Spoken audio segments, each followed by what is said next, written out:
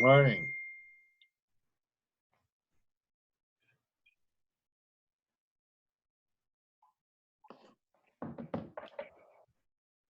Okay, so there are guys that are in another room or something. Morning. Okay, we're just getting my Gemara logged in over here.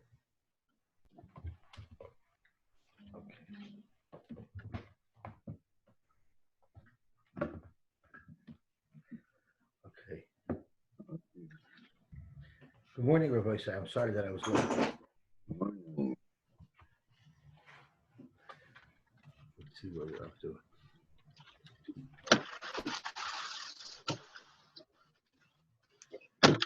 Okay. We had that before we got bumped out. So what happened was there's two shurim going on. Rav Eishart's giving a shur too now, so we have to be on different accounts. We're trying to accommodate everybody. That's the mantra of our shir. Not just focused on our own, but on others as well. So it was just a time slot issue. So thank you. Hey, Akiva, who was that Yes. person in the video? That was amazing. Oh, it's one of the senators from Utah. I don't know. Wow. I know. What was it? He quoted Shir Malos Asoinai El Harim. He says, even if government can help, we can't do it without God. He's right about that. That's for sure. Wow. He's a Mormon, probably, right? Yeah, I think Probably. so. Yeah. What God is he? What God is he referring to exactly? Well, he said the Jewish people, so He said the Jewish people who they look towards Jerusalem, Yeah. to the mountains. he Yeah. translated Kuchacholoth. Good morning, Rav Moshe Weinberg. Good morning, Moti. Good morning, Shleima. Good morning, Tuvi. Good morning, Victor. Morning. Chaim Zvi. Good morning, Dave Salty. Yes, I hear you. Good morning. Good morning. Chaim Zvi, what's your background today? I'm in Monroe. Oh, looks good. I don't know. You better get out. Isn't it? You better get out. Yeah. Okay. This is a safe way to go. Okay. Zog the Heilige Gemara. I believe we're up to Omer Absheshis. I think, unless I'm making a mistake. Yeah, we're up to over here. Omer Absheshis. Ach Senoi, a guest, Chayiv b'ner Chanukah. Is Chayiv on Ner Chanukah. An Orech is Chayiv on Ner Chanukah. Omer Abzeir, Zog Abzeir. Mereish, originally, Kavina Beirav, when I would be in yeshiva, and I was eating teig, Mishtatfana bepriti b'hada shpisa. I would give my host a couple of pennies, and I would be mishtatif in his nearest. That's how I was yotze. But Basar de Nesiva Itza, after I got married, Amina, I said, Hashta vade lo tzarich. Now I no longer have to be mishtatif with my host. The ka madliki alai begav beisai, because my wife is lighting for me at home, and al tishtek a gufay. That is, I'm yotze the mitzvah with that. Zok the Gemara weiter. Amr B'Shu ben Levi. Kol hashmanim kulam. All the different types of oils, yofen l'ner, are good for ner Chanukah. But the shemen zayis minamocha. Shemen zayis is your best choice. Amr Abaye. Reish Mahadir Mar. My Rabba used to try to find a mishcha de shumshimi. He used to try to get a hold of poppy seed oil. Omar, Hai Moshech Nhur Tvei. The flame lasts the longest.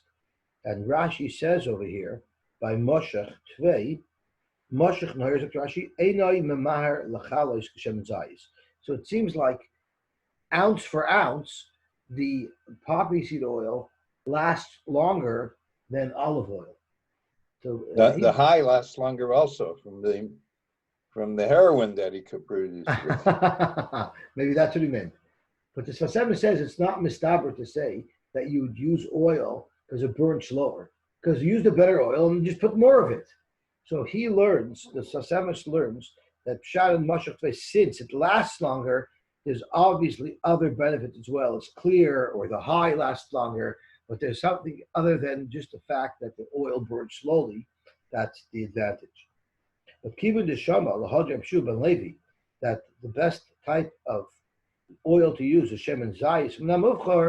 Mahadra Mishra Dezesa, my Rabba would always try to get a hold of Shemen Zayis. Amar, he said, Hide Solil Nhoyre Tfei. It has a clear flame.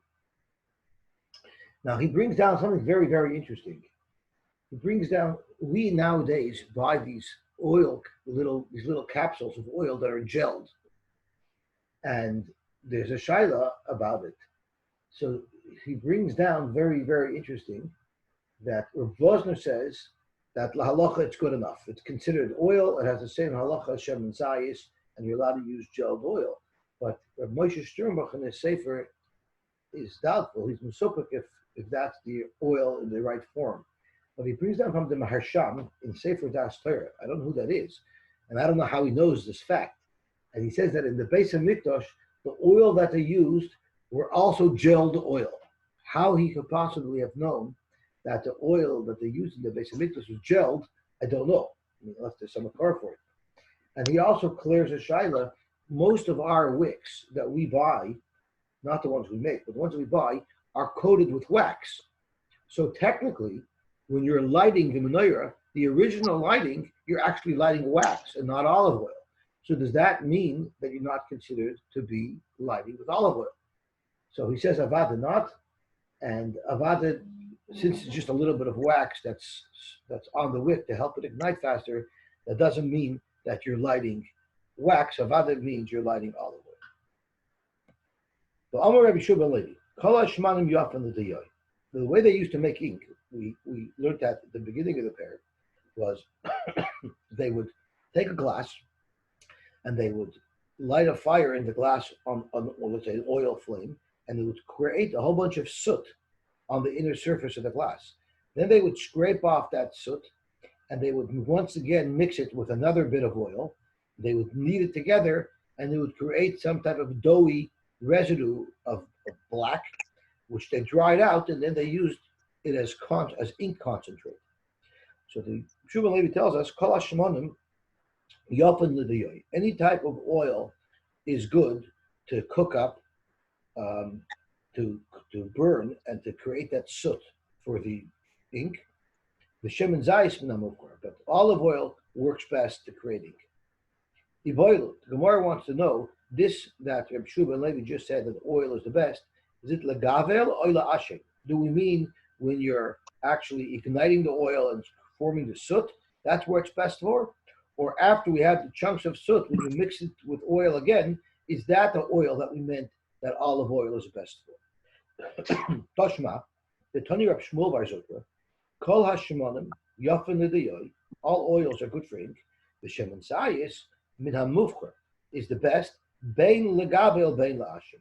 So you see, for both functions of how you use oil in the preparation of ink, olive oil works the best for both of them.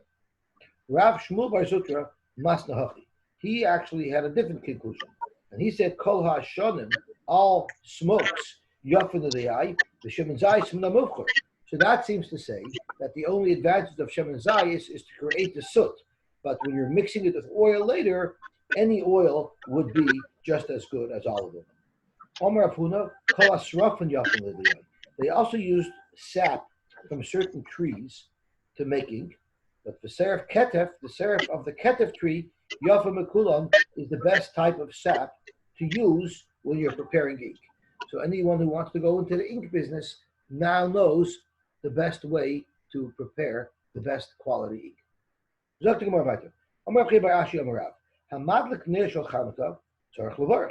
If someone lights Neres Chanukah, he has to make a bracha. We have Yirmiyah Amar, Haroya Ner Shal Chanukah Tzarech Levarach. If you merely see, if you're walking down the street and you see Neres Chanukah, you have to make a bracha. Now Rashi says, gives us a little explanation of what that means.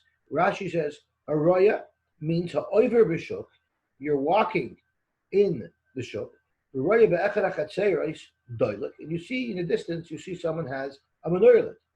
ומוצאי בשם רבנו יצחק בן יהודה, שאמר בשם רבנו יעקב, ולא הוזקקה ברכה זו, אלא למי שלא הדליק בבייס הידיים.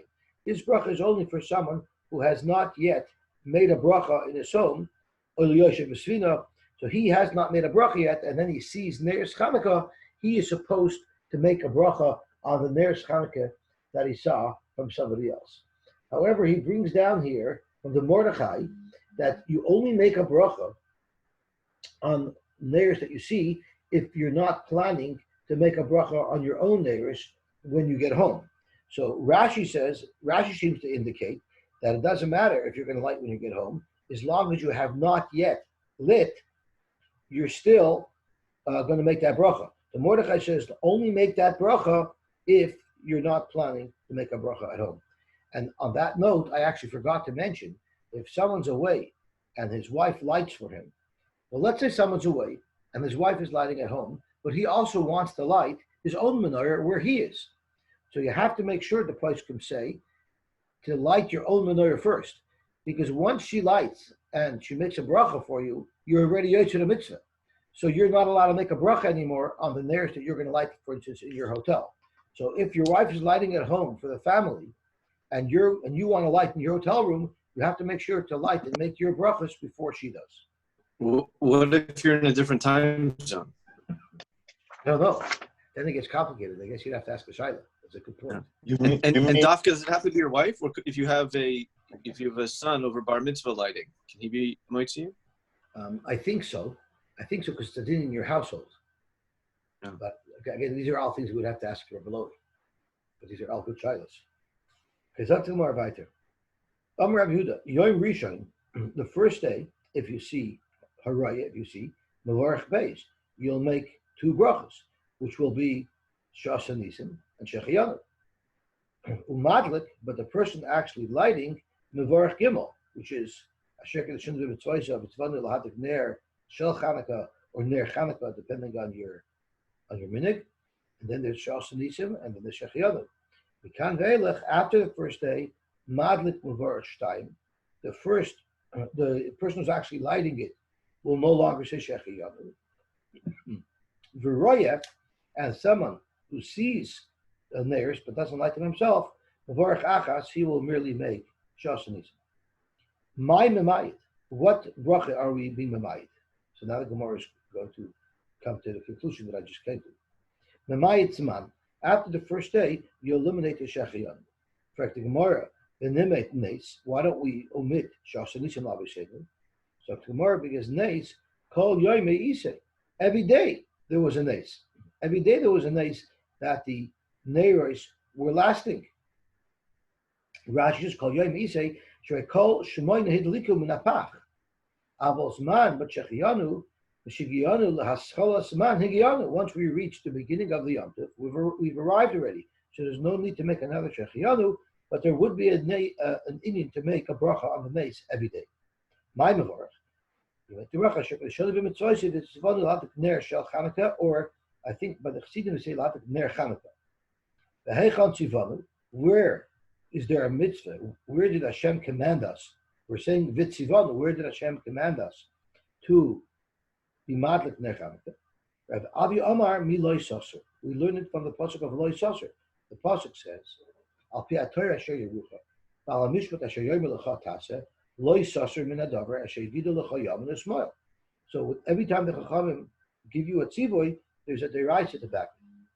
Rav Nechemia Amar, it says Sha'al avicha v'yagetcha v'zikenecha v'yomerach. So there's different occurrences in the Torah to be mechayiv us to do what the Chachamim want us to do.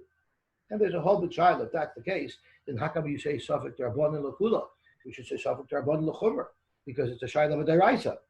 So there's different achronim and rishonim that speak about it, but the main gist of what I saw was it depends on what the D'Rabbanan is.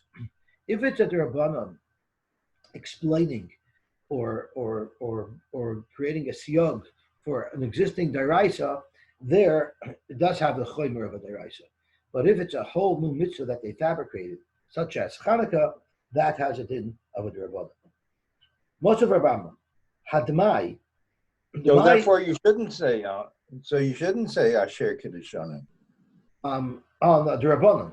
Yeah, on this in this case, as far as lighting goes, if that's the svara. Oh, well, so what they were talking about is there's different psukim that back up the Rabbanon. There's a loy saucer, which is a lav, not to violate anything, and then there's a she'al vicha ve'getcha, which is more like a guideline to tell you to listen. So No, you can. You're not. You can light Hanukkah candles, but you don't have to say Asher Kedushanim. right. So there's a shaila which psukim apply to which situation, and since we are saying the sivonu, there's got to be some element of deraisa. So the svara. So you're pointing at the svara that I said that if it's totally fabricated by the Rabbanan, then there's no loy saucer. That doesn't fit in over here with how you would explain Right. Right. I talked to more about it. Hadamai. Damai is produce of an amoritz, and where machmer, maybe they weren't mafresh, trumas and maishers, and it might be tevel. So because of that, midrabanan, they said that when you buy damai, you have to take off trumas and maishers. You have to take off maishers again, not trumas. Trumas, we know they'll take off. So talk to Gemara, you're allowed to use it for erev v'chatzeres, Rashi says, or erev tchumen. It's considered food that you can eat, and that's why you're allowed to use it for erev tchumus, erev chatzeres, and tchumen. Umishtatfim boy, you're allowed to make shitufim mehuyesh, Rashi says. Again, that's also because you're putting food that everyone's going to share in one place. Rashi says, how is it that you could use the mai? We're normally not allowed to eat the mai until we're misaking it. So Rashi says, because the iboy mafgir l'nichse, if you want, you could make yourself into a ani by being mafgir all of your possessions, ani, and then the chazalay, because a poor person is exempt from the gzeir of the mai. Since everybody could theoretically put themselves into a situation where they're allowed to eat the mai, we consider it enough that it's everyone's food that it works for Erev. You make a bracha on it. You bench. You make a bracha moitzi. Rashi says. In other words, it's not a mitzvah above avera. You're allowed. It's considered proper mikol. And don't try this in a Zoom meeting. But if you were being misakin the tfuah, if you had the mai and you wanted to be maishus from it, you could do it in the nude. Did you know that people have this fetish? They like taking maishus in the nude. Rashi says, what is the significance of the fact that you can do it when you're nude? The point is, you don't need to make a bracha. You're not allowed to make a bracha when you're in the nude. And this does not require a bracha, even though the Rabbanan said that you have to be maishus from the mai. And b'neshmoshes, you're allowed to do it b'neshmoshes of Shabbos, even though normally you're not allowed to be misakin tfuah b'neshmoshes of Shabbos, but the ma you're allowed to. Frank the Gemara, b'amrit kol midrabanan by bracha.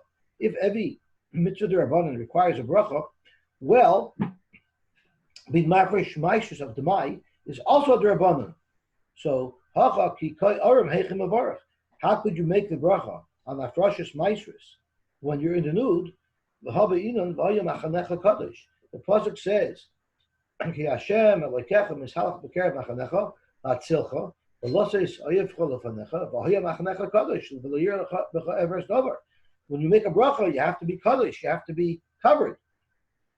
V'lecha, you don't have it. So why is it that you have to make a bracha on Ner Shel Chanukah, yet you don't make a bracha on being mafresh maisris from the mai? Amar Abaye. Vadai de devreim boy bracha. When the Chachamim make a mitzvah and they make it a vadai mitzvah, such as Ner Chanukah, Rashi points out, boy bracha, you have to make a bracha about the Ner Chanukah. But Safek de devreim, the mai that they're mechayv to meiser, it's not a bona fide chiyuv. It's only to satisfy a suffix. Since the whole chiyuv of the Rabbanan is only to satisfy a suffix, loy boy bracha, that doesn't need a bracha.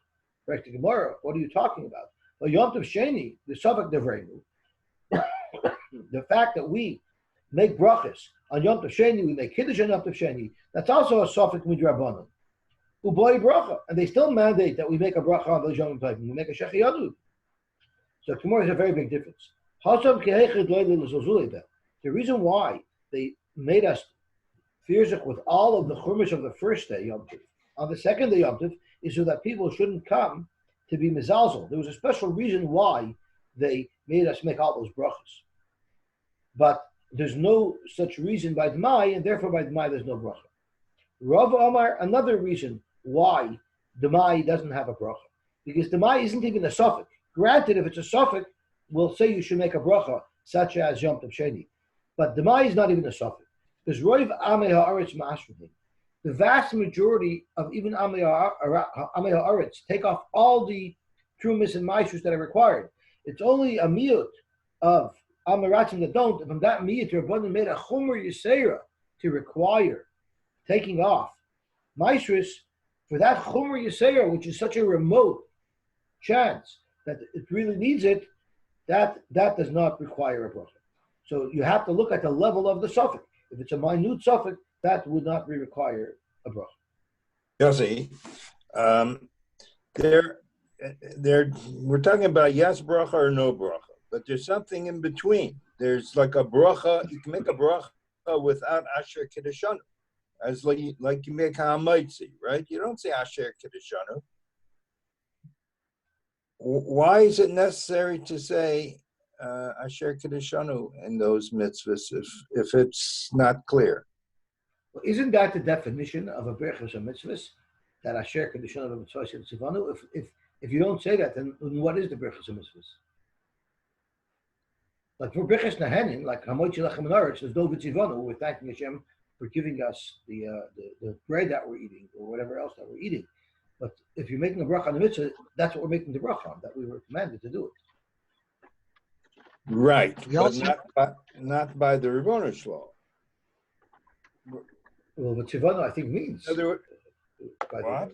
Doesn't the tzivanu mean by the Rebbeinu Shalom? Yeah, so deraisis, we can say asher kiddushanu b'tzvah b'tzvah, but the Rabbanan, perhaps we should use another type of bracha. Maybe a bracha without shleima malchus. Maybe a bracha without shleima malchus. Yeah, but the whole point of the bracha is to thank Hashem for commanding us. And in this case, it's the commandment that he did to us through Lo Yisrael. That's the whole reason why we make the bracha. We can't thank Hashem for commanding us if he didn't command us. So even if we don't use Shem Malchus, we're still referring to the Rebbeinu Shalom. Yeah, but you see that Chazal have some issues with that type of a bracha. You see, but maybe we're dancing around how to make it work. Yeah, That's right. That's a good point. I guess you see that for some reason they only wanted the bracha to be with Shem Malchus. But that's a very good point. And maybe you covered it already, but aren't brachas d'Rabbanan to begin with? Except for brachas HaTorah and brachas Kriyas Shema. Yeah, the chiyuv to make the bracha. Yes, so what else is the Torah? What is else? The bracha is expressing a chiyuv, the raisa. The bracha is thanking Hashem. Midrabanan. My requirement to express is a drabbanandic expression. Correct. On a mitzvah deraisa. Yes. So on a mitzvah derabanan, the Gemara is suggesting there shouldn't be a bracha. If it wasn't for the fact that there was a chiyuv midaraisa to complete the mitzvah derabanan, because they'll only be misakin the bracha on the deraisa, because the bracha is thanking the Rebbeinu Shalom himself for giving us the mitzvah. So I was asking if they would modify the nusach bracha. Why don't they make a custom nusach bracha that's special for derabanan the mitzvahs, not for deraisa the mitzvahs? I think that's what Chaim Tzvi is expressing, what David's expressing. Yeah, I was suggesting that too, actually. Yeah. Okay. That's it's a good child indeed. Why they didn't want to do that? Amar Rafuna, chater sheyesh la beis psachim. What if you have a chater that has two openings to the Rishus Rabbin? Now, if you only put a menorah in one chater, someone walking by might think that your neighbor, they don't realize that you have both entrances. They might think it's two families. They might think your neighbor is not lighting menorah. So the halacha is tricha shtei neros. You'd actually have to put a menorah by every opening. That's only if your property abuts the Rishus Rabbim on two different sides. So when someone's walking by one side, if there's nothing there, they think you're not lighting at all. But if both of your entrances are on the same side of Rosh Hashanah, because then I guess someone will see at least one menorah lit. Frank the Gemara, that doesn't make any sense. My time. If the reason is, like we discussed, because someone might think that someone's not lighting the menorah, well, who might think that? If you're talking about a visitor, someone who came from Florida to get away from the coronavirus, and he's walking through Toronto, and he sees that there's a doorway that doesn't have a menorah, well, then I feel there would be a problem even if it was two entrances side by side, because this visitor from out of town doesn't know who lives in the house. He doesn't realize it's one's family that has both entrances. So if we're worried about even a traveler from out of town who doesn't know who lives where, we would have to have a menorah by every entrance, even on the same side. And if we're only worried about somebody who lives in the city, who knows who lives there, that he'll think you're not lighting the menorah, well, because someone who lives in the city knows that the doorway on this street and the doorway on that street are both the same family. So he'll know that the family is only lighting by one doorway. So exactly why would any family have to ever light by two doorways? There's no chshad over here. Really, we're concerned about somebody in your own city, someone who knows you, who's walking by your house and thinking that you're not lighting the menorah. He knows you have two doors, so he knows that just because you didn't light on one door, maybe you lit in the other door. But the problem is, if he walks by both of your doors, so he'll see that you lit in one place. But if you're only walking by the street where you didn't put the menorah, and you didn't walk by the street where you did put the menorah, he might think, he'll think, hey, they didn't light on this side of the street, maybe they didn't light on the other side of the street. And he'll be choshid you for not lighting. And because there's a makam that someone will be choshid you for not doing your mitzvahs properly, we made it the kana, you have to light in both places. Yossi, can I ask you a question? Sure. I mean, maybe this is just too practical. Why can't he just put up a sign, see around the corner for the menorah?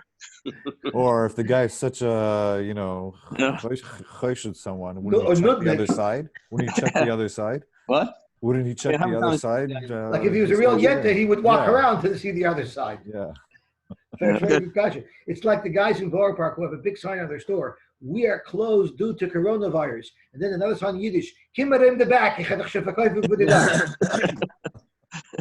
We already said you don't, according to most sheetas, you don't have to light and maintain the light until everybody's out of the shuk. So, I mean, if you light and it goes out, you're not required to relight it. So why That's is right. there... See, maybe we're not. You're right. I mean, why are we worried about this nudnik who's going out right at the Zman HaTloka to see who lit? Who did? I mean, unless according to Rav Huna, you would be required to have it lit until the end of this month. I don't think so. We passed on Kopsa and Zakaklo. Right. So the Gemara actually now is going to challenge. Where did you get this from that you have to be worried about having nudnik? Well, why can't you just do your own thing? And who cares what the gas is saying? So the Gemara wants to know chamber the chashin l'chshav. Who said the halal? You need to worry about what everyone else is thinking. Live your own life and shalom al Yisrael. Zok the Gemara, no, there's actually a makar from a brisa that you have to be concerned about what the nudniks are saying about you. Titania, Amar Shimon, B'shvil arba dvarim, Amar Torah, Laniach Peah b'soif sedei.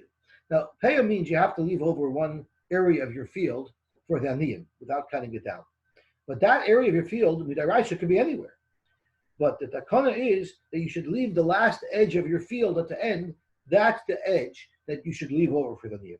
Why is it that the Chachamim said that? Why couldn't they let it be arbitrary? Whichever patch in your field you want to leave over, you should be able to leave over. So to Gemara, there are 4 reasons why the Rabbanan said you have to leave over a specific patch all the way at the end of your field. A is mipnei gezel aniyim, and the Gemara is going to elaborate on what these things mean. B, mipnei bitul aniyim. C, mipnei cheshad. And D, mishum val techala. So now the Gemara elaborates. Mipnei gezel aniyim is shelo yireh balabai yishai pnuya v'yomer l'kroivai ani harezu peah. If I can pick any part of my field to leave over as payah. If I have a relative who's an ani, and I don't want to be mafkir the payah like I'm supposed to for anybody to come get. Rather, I want to channel it.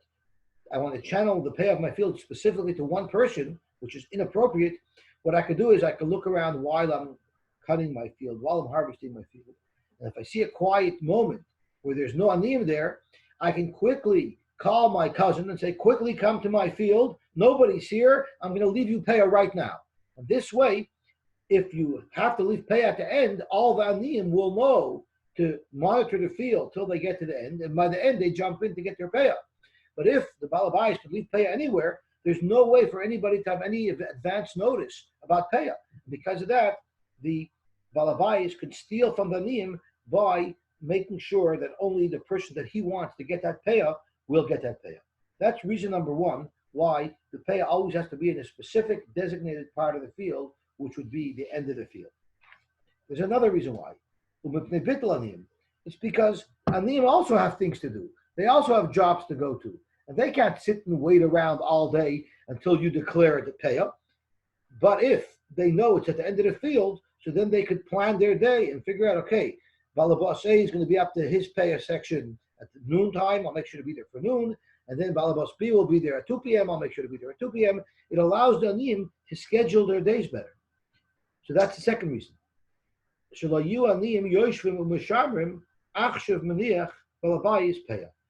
the aniyim shouldn't have to wait around all day so that they're punked there in the right place at the right time to chap the payah when the balabais designates it.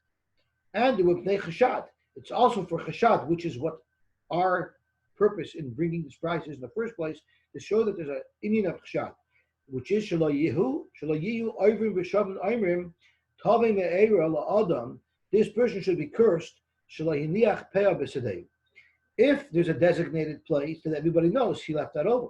But if there's no designated place, we'll never know, and people walking by could never know for sure if somebody left payah or not. So people will be choshim for not having left any payah, especially since they see him cut down the last part of his field. And they'll say, Tovi me'er l'adam. I'm just adding this as my own thought. Is it possible that the reason why the chashad is a problem is not because the chashad ne'ubei, but because they're going to curse you? Because the onlooker is going to say, Tovi me'er l'adam shlaniach peh b'sadeu. The people are going to wish you bad. And therefore, you have to avoid chashad. So this is the raya that our Gemara is bringing. So too in our case, when there's two doorways, you have to avoid chashad so that people shouldn't speak ill about you. And the last reason is, sorry? No, I'm sorry. I just noticed it is Rav Huna that says that Kavs Zakukla. So it goes well. Rav Huna says Kavs Zakukla? Yeah. Oh, beautiful. So you want to say Gavaltik. Maybe only Rav Huna has that problem because Rav Huna holds Kavs Zakukla, so no one's going to say that he lit already and it went out because he should have relit it. Exactly. Oh, I think you're saying like Gavaltik Chiddush. The bottom of Chaf Aleph. At the bottom of Chaf Aleph, I think is pointing out that Rav Huna's shita is Kavs Zakukla. We hold Kavs Ein Zakukla. If your menorah goes out, you don't have to relight it. But Rav Huna holds Kavs Zakukla, you do have to relight it.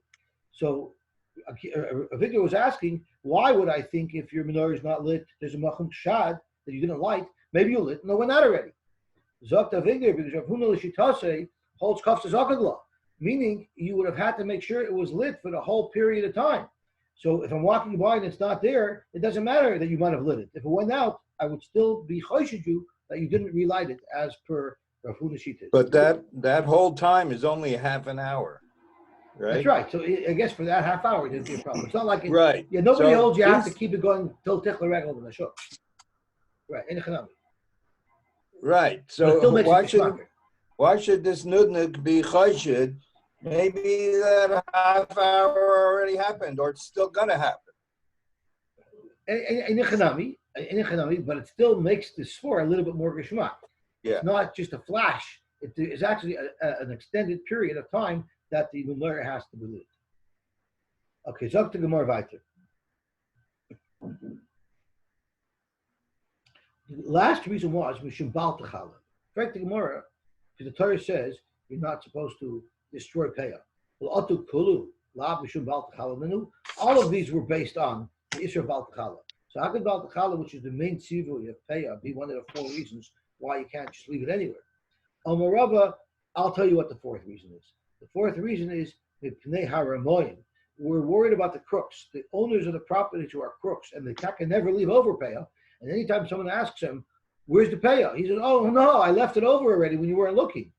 So in order to stop these crooks from getting out of giving Peah, we also designated the specific place in the field where the Peah should be left.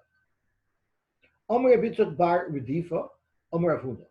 Ner sheyesh lo shtei piyos. Now Rashi describes an interesting type of lamp that I actually searched on Google at the different pictures of the different lamps, and I wasn't able to find just this lamp. But the way Rashi explains it is, the lamp is a cup, and the cup has a cover, but the cover isn't a flat cover. It's a cover that almost looks like an upside-down cup. And on the side of the cup, that upside-down cup, you would put a wick. So they would drill a hole in the side of that upside-down cup, and that would be where the wick would come out of. Now, you cannot fill this there with oil very easily, because if you take the top of the cup off, the cover, you're pulling the wick out with it, because the wick comes through the hole that we drilled on the side of that cup. So because of that, at the top of that cup, which is, it looks like an inverted cup, so at the top of it, they would drill another hole, and they would pour oil in the top of that cup. It would drip down through that hole down into the lower cup, and that would allow the candle to continue to burn. I don't know who engineered this thing. So the halacha what was the whole purpose of this cup? It was a lamp. It was a lamp. It was made to. But why was it any better than another lamp? What was the purpose behind this particular type of design? I don't know. It's a very weird design. It's so the wind won't blow it out. Isn't that cover? Isn't that a protective cover? No, because the wick comes out the sides of that upper cup anyway. Yeah, right. So it's a really weird way of engineering in there, and I actually couldn't find a diagram of it, but that's how Rashi describes it. So you have a regular cup, and you have an inverted cup on top of that cup, and the inverted cup is where the hole is drilled for the wick to come out, and that's also how you fill it, because you can't take the cover off, because if you take the cover off, you're taking the whole wick out. So he says, so instead of having a hole drilled in one side of this upper inverted cup, you had 2 holes drilled into it, opposite each other, one at 9 p.m., one at 9, and one at 3, for instance, or one at 12, one at 6. So the halacha is, since the 2 flames coming out of this ner are 2 opposite sides of the ner, it can service 2 people. So if you want to do mahadrin and mahadrin on the first day, one person lights one wick, and one person will light the other wick. What about Mila Kaira Shemin? You took a big bowl and you filled the whole bowl up with oil. The Akiva psilos, and you put psilos leading out of the bowl all the way around. And then kaf olav kli, and then you covered it over with a keli on top. So basically you have a whole bunch of wicks coming out that are sandwiched between the lower kli and the upper kli. So the loch is oila lakama b'nei adam. There's a whole bunch of separate flames, and therefore each flame will be able to represent one person. What happens if loy kaf olav kli? You didn't put a top keli on, so they're all one big mix. Then also came in Madura. That's already like a big bonfire. And it won't even work for one person. But the Mefarshim speak out that if you didn't cover it and the wicks stay separate and distinct, it would still work as individual flames. Just a normal way to try to keep them separated and keep them individual is by covering them over with a secondary keli. Amarava, Shitali, I know for sure that ner vesoi v'ner Chanukah, if a person did not have enough money to buy Neiros Shabbos and Neiros Chanukah, what do you buy? What do you spend your money on? Zoktamor ner vesoi, for sure you spend your money on Ner Shabbos first. You know why? Mishum shalom vesoi, because it's shalom bayis, and without shalom bayis you don't have anything, and that's why if you have only enough money for one, that's what you use it for. What about Yossi? What about Shena Torah Kodem? The Gemara is going to get into that. It's a very, very good point. It's a very good point. The Gemara is going to actually bring it up very shortly.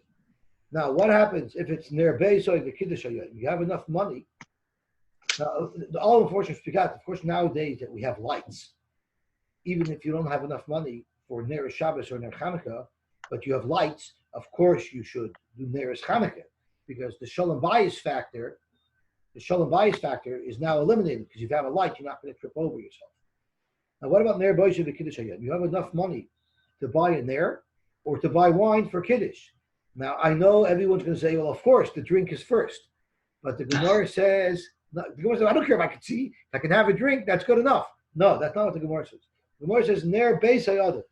That means if the lights don't work in the Agudah, no kiddush. First, you have to fix the lights, then you can have kiddush. Ner beis hayadav, again, mishum shalom beis. But now comes the interesting Shiloh, which will touch on what Dubi mentioned. Boy Rava, ner Chanukah v'kiddush hayom. What if you have enough money for ner Shabbos, so your house is light? Now you have enough money to either buy ner Chanukah or to buy wine for kiddush. Mahu, what's most important? Is kiddush hayom adif to tader? Since we make kiddush every Shabbos, and Chanukah is only 8 days a year, maybe tader b'she'eni tader kodim, and you should make kiddush with the money. Or dilma ner Chanukah adif, or maybe it's more important to buy ner Chanukah and forget kiddush. We should pursue Nisa because of the mitzvah of pursuing Nisa. Zok the Gemara, Balter the boy after the Shiloh was asked, Hadar Pashta, Ner Chanukah Adif Mishum pursuing Nisa. So why don't we have that Havamina from before? I'm sorry? Go ahead, Dovi. I said, why don't we have the Havamina with the Shiloh, initial Shiloh, the two narrows? Because Shalom Bayis trumps everything. Okay. My question was, why can't you make kiddush on challah, which you can? Oh, so the Rishonim speak about it. So I saw, the Tosha speaks about. Somebody speaks about it. There are those who learn that you didn't even have money for challah, so you would be giving up. And there are those who learn that since you can use challah anyway, actually the article speaks about it. The article also, I'll actually read note 13. He says, wine, even though Shabbos is only midrabanan and Kiddush is deraisa, you could be mekayim Kiddush with lechem, like Chaim Tzvi said, and that's why it's better to use the ner for ner Chanukah because you could make Kiddush over a lechem, which is exactly what Chaim Tzvi said, and he brings that from the Rashbam and the Rosh and the Ritva and the Ran. However, Lamaisa, the right way to be mekayim Kiddush is with wine. So he says, so a true question of preference arises when one cannot afford both oil and wine. So that's why there's a shiloh. Now he brings from the Rebbeinu Yonason that Rava is speaking about when someone doesn't even have lechem either. So that's what the Rebbeinu Yonason wants to learn. Oh, that sounds more reasonable. The other terutzim are Marie Antoinette terutzim. Very good. So he speaks out here at the end that the reason why there'd be a makol to be mikol is because there are shittas who hold that the deraisa of Kiddush Friday night is in Shemona Esrei, and that we make Kiddush again at home is only midrabanan anyway. So that's why maybe Neres Chanukah comes first. But as far as I want to touch on what Duvi said, we paskin if you don't say tader v'she'eni tader koidem and put the money to Kiddush Hayom, rather it goes to Ner Chanukah because of the Persumunisa. Zok the Rashba, tader v'she'eni tader koidem will never tell you which mitzvah to do if you could only do one mitzvah. Tader v'she'eni tader koidem is a rule that's used if you're doing two mitzvahs, which mitzvah should you do first? That's the only thing that tader is used for. But tader will never be used to tell you which mitzvah you should do if it's a choice of two mitzvahs. It's only discussing the order. Rabbi Naftali Haversham, the Friedrich Abba Beruv, wanted to say over Api Chasidus why, if you have Ner Chanukah and you have Kiddush Hayom, if you have Ner Chanukah and you have Ner Shabbos, why Ner Shabbos comes first? And he says, because we're our whole life is a battle between our tzad Gashmi and our tzad Ruchni. The only thing that brings both together is Shabbos, because Shabbos is a Ruchnistic day and the mitzvah is oinit. So it sort of binds Ruchnis with Gashmis, because Gashmis becomes Ruchnis on Shabbos, because when you're eating, you're having oinit, that's Ruchnis of Shabbos too. So Zok Ravatoli, Ner Chanukah is all about Torah. It's only Ruchnis. So surely a Ner that combines Gashmis and Ruchnis together takes precedence over a Ner that's only Ruchnis. Akiva, I see a little smirk there. Oh, Gewaltig. The thumbs up there. So the Heilige Gemara weiter. Just what about? I think what you said about the Tadir Shena, Tadir parallels really how Isaac b'mitzvah, Pater min mitzvah. Isaac b'mitzvah, Pater mitzvah is only where you can't do both. Right? It's not telling you that one would be Pater. If That's both right. came at the same time, you can't do both. But here, it's obviously shaykh that you could do both. Uh-huh. Right? Here? One, just the question is which one is first. Yep. Okay, let's see the Gemara weiter. Amar Rafuna. A ruggle banir, someone who's very ruggle in there, he's very makbid on there. So the Gemara, havin lon bonim talmidei chachamim. He's going to have bonim that are talmidei chachamim, and I believe we're talking here about ner Shabbos. Rashi says bonim talmidei chachamim tichsiv ki ner mitzvah b'Torah ar al yidei mitzvah the Shabbos v'Chanukah. So I'm wrong. It's both. Al yidei ner mitzvah the Shabbos v'Chanukah ba'or the Torah. That's how he has children talmidei chachamim. Notice the nusach of Rabhuna is harogil. Now look at the next comment he makes. Hazahir b'mezuzah. If one is careful with mezuzah, so he changed from the word rogil, zoicha l'dirana. He'll be zoicha to have a beautiful home. Hazahir b'tzitzis. If someone's very careful in the midst of tzitzis, zoicha l'talasna. He'll be zoicha to a nice talis. Hazahir b'kiddush hayayin. If someone's zohir in kiddush, zoicha umamali garbiyayin. He'll be zoicha to have a beautiful stockhouse full of the finest alcohols. Is that for Kiddush and Shul too? Of course, that's what it means. Okay. If you're makbid on Kiddush, that means you don't wait till the end of davening. You go out the middle because you have to be makbid, you have to be zohir. He's zoicha to have a beautiful stash. And also, when he's talking about the Ner, he's referring to the wife also? Oh, I'm happy you brought that up. If you notice, there's a difference between the word rogel used by ner and zohir used by mezuzah. So the ArtScroll brings down from somebody that who normally does ner Shabbos? The wife does ner Shabbos. So you can't be zohir with it. You're not doing it yourself. She's doing it. But you could be rogel. You could make sure to set it up for her. You can make sure to facilitate that she should be able to light properly.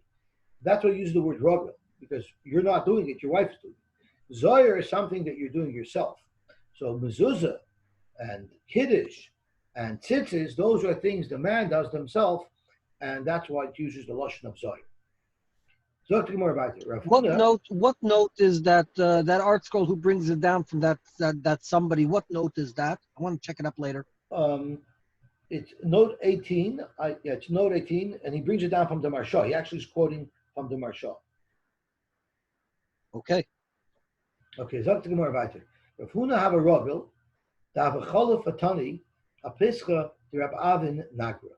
Rav Huna, in the normal course of his day, he would regularly pass the doorway of Rab Avin Nagra, and he was also one of those people who would see, does he light him in there? Does he not light him in there? You see, people did that in those days. And Chaza, to have a rogel b'shrag yetuba, he saw that in Rab Avin's household they were makbid on having Rashi's b'shraga de Shabbos. He saw that Reb Abed was very makbid on having a lot of candles lit to light up his house on Shabbos. Omar, so Rav Huna commented, Trey Gavri, it's the same Rav Huna who holds Kafza Zokagla, to quote a Victor. So Rav Huna said, Trey Gavri Ravirvi Nafki Behacha. You see, he wasn't just looking to criticize, he was looking to give brachas. And he says, oh, this is a household where they're makbid on Ner Shabbos. There's going to be two very, very big Talmidei Chachamim that are going to come from this household. And indeed, that's what happened. Nafki Minai of Idi Bar Avin and Reb Chia Bar Avin. And Rav Huna said it happened because I saw by the father, he was very makbid on Ner Shabbos. Rab Chisda have a ruggle, have a cholov atani apischa the veinasa de Rab Shizbi. Rab Chisda would often pass by in his travels the doorway of the home of the father-in-law of Rab Shizbi. Reb Toshis actually has an interesting comment on the Veinasha. He says the Veinasha is referring to a household where the owner died already. That's what Toshis says in one shot. He proves from places where not Lavdavka, but it's interesting where the word Veinasha comes from. And this was Rab Shizbi's father-in-law. Chazad Avarogel Bishragetu. He saw that again in the household of Rab Shizbi's father-in-law, they were very makbid on Ner Shabbos. Amar, he said, Gavarabba Nafak Mehocha, a great person came out of here, and Nafak Menai Reb Shizbi. In fact, Reb Shizbi came out of this household. So you see, an item is also just like a son, that from being makbid on theirs, you can end up with a choshev item as well. The Visi de Reb Yosef, the wife of Reb Yosef, have a ma'achra umadlik chosla. She would light candles at the last minute. She wouldn't, of course, light the candles late, but she would light it at the last minute. Rashi says, Ner shel Shabbos somuch l'chashecha. Amal Reb Yosef didn't want to directly criticize her and tell her she should light earlier, so he hinted to her. Tanya says in a brisa, L'yomush ha'amud ha'adon yoimam. This is talking right before the Kriyas Yamsuf.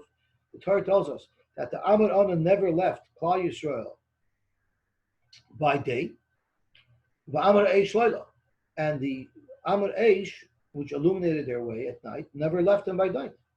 Malamed teaches us, Sha'amud Onan Mashlim Amud Eish, V'Amud Eish Mashlim Amud Onan, meaning the Amud Eish came a little bit early during the day, so there was an overlap, and the Amud Eish stayed on a little later in the morning. Again, there should be an overlap. So he was giving her a hint that there should be some overlap, meaning that you should be lighting candles a little bit earlier, not right before nightfall. So she was a Erlich Yidina. She said, okay, Savar Lakduma, I'll start lighting noontime, long before the Plaka Mincha.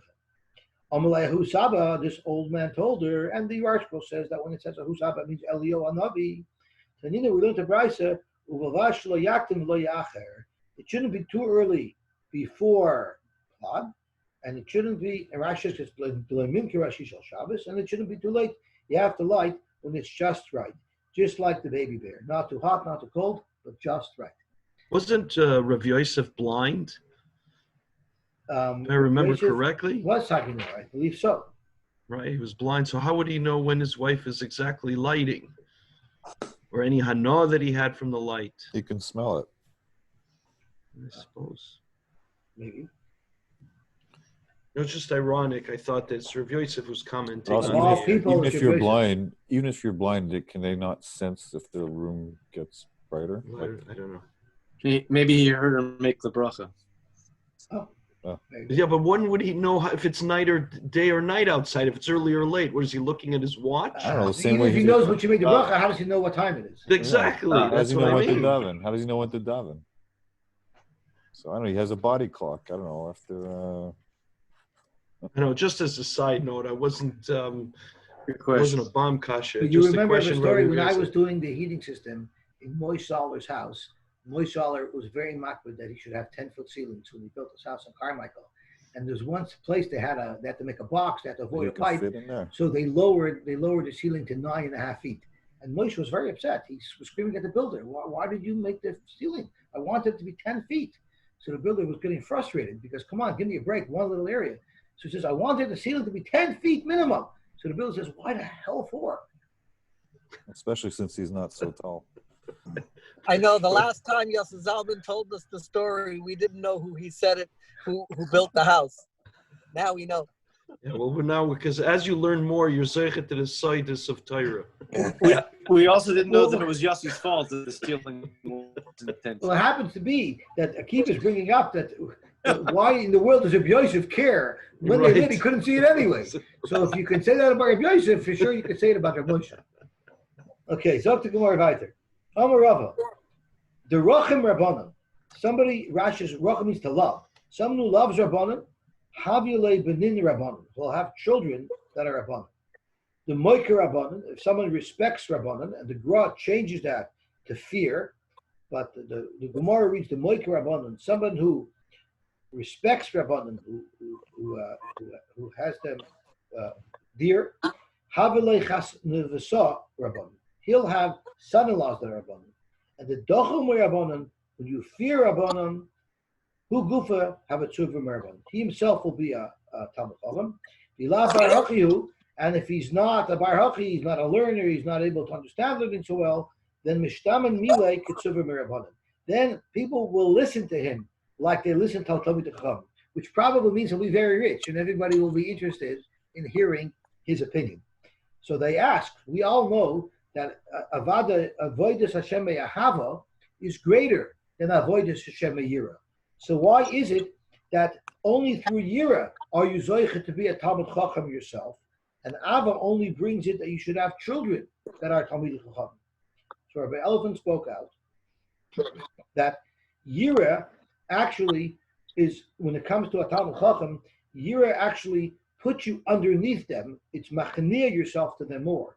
And it's that hachna, that Talmid Chacham, that makes someone be zoiche to be a Talmid Chacham themselves. The loy b'shem and sreifa. Now we're getting into a sugya back. We're taking a break from Chanukah and we're going back to Shabbos for a little bit. The loy b'shem and sreifa. One of the oils that the Mishnah said you cannot use for Ner Shabbos was shemen sreifa, shemen that needs to be burned. And the Gemara, at the time, we didn't explain what that meant. So now the Gemara is going to explain. My shemen sreifa. What exactly is oil that has to be burned? Amaraba, I mean shemen shel truma shenitna. Truma that becomes tamei, all you could do with it is burn it and use it as fuel. So we have oil that became tamei, oil of truma that became tamei. Kohen might want to use it to light Shabbos candles with. Zok to Mishnah, he's not allowed to use oil that's tamei to burn for Shabbos candles. Why is it referred to as shemen sreifa? Because this is shemen that's designed to be burned. What's taka the reason? It sounds like a perfect thing. You have holy truma, you have a holy Shabbos. It makes perfect sense to burn the oil of truma to make light for Shabbos. So tomorrow, since it's since there's a mitzvah on the kohen to get rid of it because we don't want anybody to come to use it, to eat it, or to drink it. So he is in a rush to get rid of it, to avoid a michshah. So we're afraid in his haste to get rid of the oil, he might adjust the flame to increase the size of the flame, to burn it more quickly, and because of that, we say, burn it, but don't burn it on Shabbos. If that's the reason why it's usher, because you might be mata and increase the flame, if that's the case, it should be mutter to light Yom Tov candles with oil, because on Yom Tov there is no problem of shemayata. You're allowed to play with fire on Yom Tov. Yet the next Mishnah that we're about to learn, Alam Atnan, the next Mishnah will say, Ein Madlikin b'shemen sreifa b'Yom Tov. So why on Yom Tov can you not use this oil? And for the Gemara, Gzeira Yom Tov atu Shabbos. It's a Gzeira Yom Tov atu Shabbos. If we let you use this oil on Yom Tov, we're afraid you'll use it on Shabbos. And if you use it on Shabbos, we're afraid you'll be matter. So Tosfos asks, so why don't you say over here that it's a Gzeira l'Gzeira? That's number one. Tosfos asks number two, why is it that other oils, we don't say that. All the other oils that you were not allowed to use on Shabbos, we don't outlaw them on Yom Tov because Gzeira Yom Tov atu Shabbos. It's only this shemen sreifa. So Tosfos answers the second kasha by saying there's a very big difference. If the reason why you can't use those oils is because they don't burn properly, so it's very obvious why you can't use them. So we'll let you use them on Yom Tov. On Shabbos, we're not worried that you're going to use them because you know they don't burn properly. But the oil of shemen sreifa burns beautifully.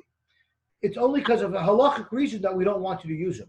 We're afraid if we allow you to use that on Yom Tov, we'll also use that on Shabbos. And now about the Shaila, the Gzeira l'Gzeira, Tosfos at the bottom asks it. He makes a distinction. I don't know if I remember what he said perfectly. He says that there, where did the Gemara say that you don't make a Gzeira l'Gzeira? We were talking about chaylev that was dissolved. Chaylev that was dissolved really is good fuel. The only reason why you're not allowed to use it is a Gzeira, you might use chaylev that's not dissolved. The Gemara said if you mix good oil, olive oil, into chaylev that's dissolved, they won't be geyser over there. Why? Because even the chaylev that's dissolved is only a Gzeira. So we're going to make a Gzeira l'Gzeira, and we're going to aser chaylev that's dissolved, even though good oil is mixed into it. So Tosfos says over there, by chaylev mehutach, we do have a Gzeira l'Gzeira. So let's look at it inside, because I don't remember it exactly. So I'm going to look at the bottom of Tosfos. We'll look at it inside. And we'll say, in time reflect Tosfos, the hacher gozer Rabba Yom Tov atu Shabbos. Here Rabba was gozer Yom Tov atu Shabbos. The Shabbos Kufei, and even on Shabbos Kufei was only a Gzeira shemayata. Im Kain Savar, it must be that Rabba holds over here that gets reading Gzera l'Gzera. Uvereish Pirkin, but earlier in the pair, the Gemara said he gufa Gzera. Chaylev mahutach gufa is only us to use because of Gzera. V'anan nekum the nigzer Gzera l'Gzera, and we're going to go make a Gzera l'Gzera. V'loy gazrinam, and we're not geyser. We're not geyser. Nasan l'soy chaylev mahutach shemen. We don't say it's usher to use oil when you mix some good oil into the chaylev mahutach. We don't outlaw that. Atu loy nasan. Because of Gzera, you might not mix in the oil, the good oil, and then you'll use pure chaylev mahutach. The beloy nasanami loy asar elo atu shein mahutach. Even if you have dissolved chaylev, that itself really is not a problem to use on Shabbos. It's only because of Gzera you might use hardened fat. Afal gav the bechaylev mahutach is reading Gzera l'Gzera. Now by the chaylev mahutach itself, it is a Gzera l'Gzera. Because we're geyser, the geyser atu she'ein mahutach, ve'she'ein mahutach atu shemayata. So you see, with their geyser that you cannot use dissolved oil, dissolved fat, that's Gzera l'Gzera in and of itself. Because the whole reason why you can't use chaylev, regular chaylev, is because you might be mata. So chaylev mahutach is Gzera l'Gzera. So you see, even where the Gemara said you don't make a Gzera l'Gzera, because the Gemara didn't answer that when you added oil into it, but you still see there is a Gzera l'Gzera there as well. So the question is, where do you draw the line? Yes, to make a Gzera l'Gzera, or not to make a Gzera l'Gzera. Zok the Gemara, Hale chashav Gzera l'Gzera. The fact that we're answering chaylev mahutach, atu chaylev she'ein mahutach, atu layata, is because the she'ein mahutach, when you have hard fat, vadayata. It's not a Gzera you might adjust the flame. You'll for sure end up adjusting the flame.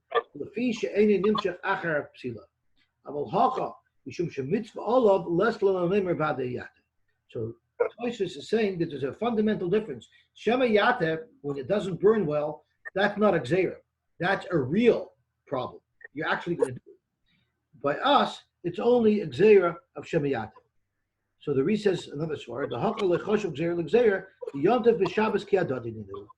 That we say your goyzer Yom Tov at Shabbos, that's never considered a Gzera l'Gzera, because Yom Tov and Shabbos we always consider one and the same. So that's a chiddush of Tosfos, that from Shabbos to Yom Tov is not called a Gzera l'Gzera. Yom Tov and Shabbos are always considered one item. That's why it's not fair here that we have a Gzera of Yom Tov atu Shabbos. But the Gemara has another svar anyway to say why you cannot use Shem and Sreifa. Zok the Gemara. This whole thing that since it's truma, tmeya, we're afraid that the kohen is going to try to increase the fire so that it should burn quickly because he wants to get rid of the oil quickly so no one should use it. I don't think there's such a gzera. Rather, the pshat in our Mishnah that says that you're not allowed to use Shem and Sreifa to light your Shabbos candles with is only in a specific case. We're talking about when Yom Tov fell out on Erev Shabbos. So you're lighting Shabbos candles on Yom Tov. You're lighting Shabbos candles on Yom Tov for Shabbos. And why aren't you allowed to light out of this Shemen, Truma, Tmeya? Why can't you light this as your Shabbos candles on Erev Yom Tov? I'm sorry, on Erev Shabbos when it's Yom Tov. Because there's a new halacha that we're going to learn that you're not allowed to burn kachim that's possible on Yom Tov. Kachim that's possible on Yom Tov you're not allowed to burn. This Truma Tmeya has the status of kachim that's possible. So you're not allowed to burn it on Yom Tov, and therefore you're not allowed to light Erev Shabbos candles on Yom Tov with this oil. Frekti Gemara. So you're talking here now about lighting these candles on Yom Tov. Well, that's what the next Mishnah is talking about. When the next Mishnah says that halacha that you're not allowed to light with this oil on Yom Tov, well, then obviously our Mishnah, which is talking about Erev Shabbos, is speaking about a different case. Our case must be a different case in addition to the case that the next Mishnah outlaws. No, it's the same case, but the next Mishnah is explaining the reason for our Mishnah. Matam Kamar, it's merely giving an explanation. Matam ein madlikin b'shem and shreifa b'yom tov. Why is it that you're not allowed to use oil on Yom Tov that has to be burnt. Because you're not allowed to burn kachim on Yom Tov, and that's what the next Mishnah tells us. Tanya Kabbasid Reb Chisda. We actually have a brisa that supports Reb Chisda's reason for why shemen shreifa cannot be used to light Shabbos candles, and that is because of ein sarfin kachim b'Yom Tov. And the brisa says, Kol elu she'amru ein madlikin b'hen b'Shabbos. All of the oils that our Mishnah states you're not allowed to use for Shabbos candles, madlikin b'hen b'Yom Tov. You are allowed to use all those oils on Yom Tov. Chutz mishemen shreifa. The only exception to that rule, the only oil that's usher on Shabbos and on Yom Tov is shemen shreifa. And why is that? Because you're not allowed to burn kachim on Yom Tov. So you see a brisa specifically says that Reb Chisda's explanation of our Mishnah is the right explanation, and our Mishnah that says you're not allowed to use shemen shreifa when you light Shabbos candles, that's only if Erev Shabbos is Yom Tov. But on a regular Friday weekday, you're absolutely allowed to light shemen shreifa. You're allowed to use truma that's tamei, oil of truma that's tamei, to light your Shabbos candles. That takes us to the end of Daf Chaf Gimel. Shkoyach. Yossi, I have to say, I felt like I was in yeshiva this morning because I kept getting booted to shir. You kept what? I felt like I was in yeshiva this morning because I kept getting kicked out of shir. Yossi, if you can, I WhatsApped you today's sponsor. If you can look at your phone. Okay, thank you. Today's shir is sponsored by a beautiful partnership, I believe. So let's read it. It's sponsored by CHAIM ZVI LEBOVITZ. Even though the SHMIEL was first on this WhatsApp, but CHAIM ZVI initiated the partnership last night. So CHAIM ZVI initiated the partnership in honor of keeping us healthy, and in honor of Akiva wishing CHAIM ZVI health and parnasa for him and his family. And SHMIEL is sponsoring the broadcast as a schos and a refuah shleima to all those who are sick, and a shmira to all those who are healthy, so that they should remain healthy. Amen. Thank you, SHMIEL. Thank you, Chaim Tzvi. We should all be gebenched with parnasa and health and simcha and chavzadas and nachas and shidduchim and every bracha in the world. And when this is finally over, we should be better than we were going in. We should be wealthier and healthier and happier and more motivated and more successful in every which way. Yossi, you definitely give us all a good reason to want to wake up every morning to listen to you. You'd give me the same reason. Okay. Shkoyach, everybody. Have a wonderful day. Yeah, I may launch something called Loop Radio. I spoke to it briefly about Yossi yesterday, just to keep everybody's connection. You know, it's one thing to lose out about davening, which we can make up at home and somewhat make up, and learning, which we're obviously doing. But what we're missing from shul, aside from Kiddush, is being able to schmooze with somebody else and see how his life is going. So I hope tonight before the Niels Finkel, maybe 20 minutes, we'll see how it's going.